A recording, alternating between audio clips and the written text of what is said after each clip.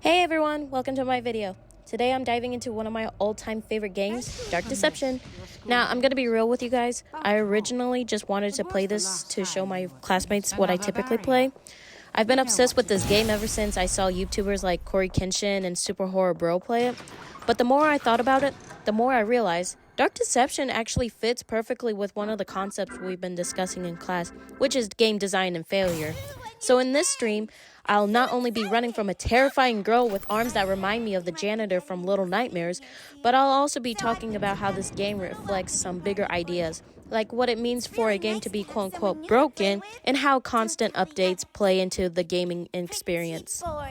So, let's start with the basics. Dark Deception is a first-person horror maze game, and the best example for this game is practically Pac-Man meeting with Five Nights at Freddy's, but with a lot of more jump scares. You collect soul shards while being hunted by nightmare-inducing enemies, which according to the notes around different maps, are based on sins from Dante's Inferno or potentially based on the sins of our own character or supporting character just like Pierce.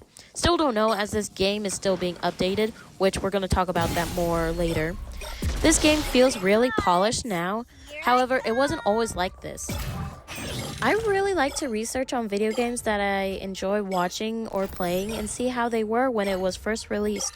And a while back, I went and watched Markiplier's playthrough from over a decade ago, which you'll see a completely different version. It was glitchy, unstable, and kind of messy. I got a little mini-map. I barely had time to register what was going on before I was thrust thusly into the... Hi. He found me. Wait a minute, hang on. Ah, okay, he's a little bit closer than I thought. Ah, there's two! Ah! A classic example of what we would call a broken game.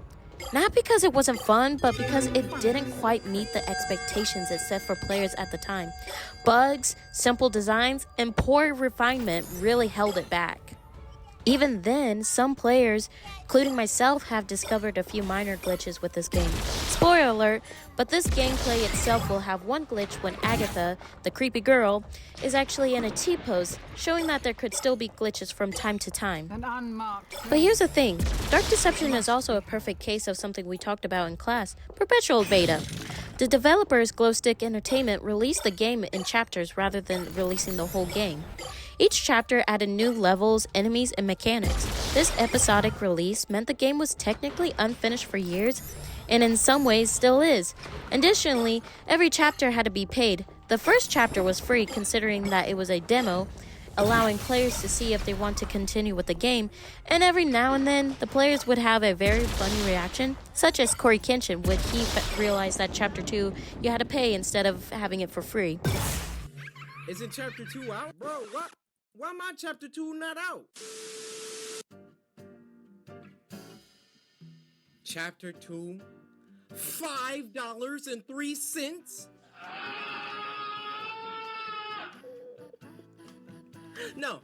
Excuse my naivete. I'm thinking the game just got updated Chapter 2. They want a $5? Oh, I need to be reimbursed for this. And I'm looking at you. And because it was released like that, they were able to use player feedback to shape future chapters. That's the idea of perpetual update culture. Instead of shipping a perfect product and having all of the 5 chapters, players can only play 4 chapters since recording this.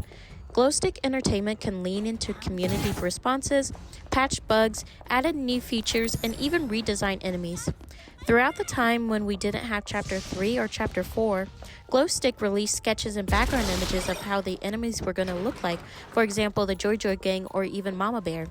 Fans, including people like me, become theory crafters, sharing the game and giving it visibility.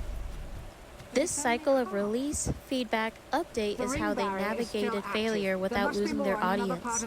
Instead of letting early flaws define the game, they turn it into a kind of revolving experience, a living project that improves over time.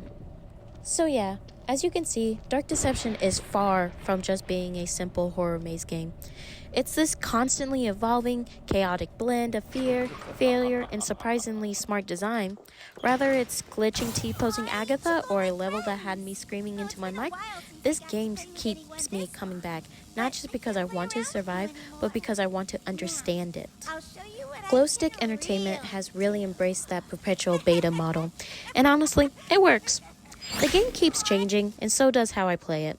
I'm still figuring things out, still learning about the story, the mechanics, the glitches, all while trying and failing to get that A or S rank. Trust me, it's harder than it looks. And yes, I am still running away from Agatha. She haunts my dreams at this point. Thanks for watching, and if you liked this dive into Dark Deception, or just enjoyed watching me get chased in a panic, leave a comment, maybe a like, and definitely let me know if you've managed to outrun her. I'll be back with more updates, more theories, and hopefully better rankings. See you in the next nightmare.